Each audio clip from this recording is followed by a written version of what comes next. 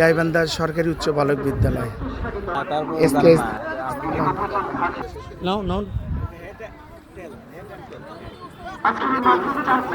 আন্তঃ school football tournament 2025 আজকে প্রথম রাউন্ডের শেষ ম্যাচ।